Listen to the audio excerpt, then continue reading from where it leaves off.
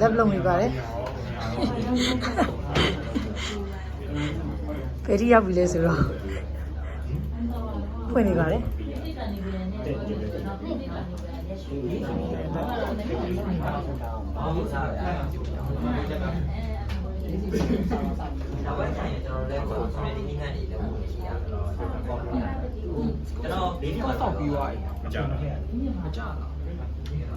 အော်မကြတော့ဘူးဆိုရင်တော့လူနေပြီလို့ပေါ့ဒီလိုဗီဒီယိုရိုက်ထားတာနော်မကြနာသေးဘူးဆိုရင်တော့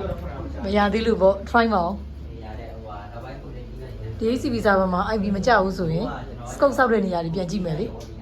နော် scope ဆောက်နေတယ်ကြည့်မယ်ပြီးတော့ client နဲ့ချိန်ထားတဲ့ device တွေပြန်ကြည့်မယ်လေပြီးတော့ဟိုမှာ VM မှာ network setting တွေပြန်စစ်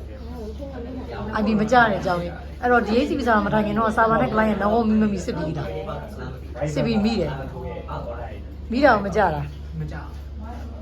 ကြည့်ပေးမယ်နော်ဖြစ်နိုင်တဲ့ကိစ္စတွေပြောနေပါတယ်ကြည့်ပေးပါမယ်ဟုတ်ပြီ